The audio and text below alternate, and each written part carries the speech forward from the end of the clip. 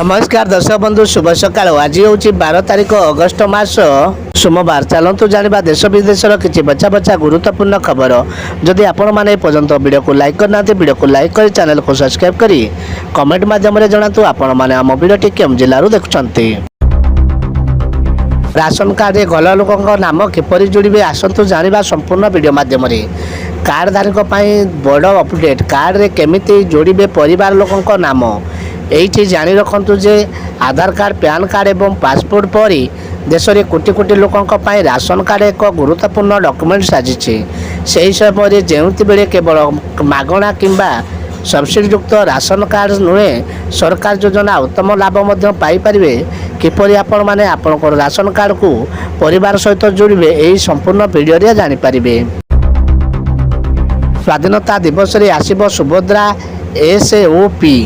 हाँ दर्शक बंधु सुभद्रा योजना को नहीं आसला गुरुत्वपूर्ण खबर। सुभद्रा योजना रे SOP अगस्ट 15 आसीबो। एथिरे किए पाइबे किए पाइबेनी तार स्पष्ट चित्र रहिबो। सुभद्रा योजना पाई आधार कार्ड ही यथेष्ट। तेबे उच्च वर्गर लोक एथुरु बाद पड़ी पारंती विशेष करी केउ माने आयकर देउछन सेमानकु सरकार बाद दे पारंती बुली।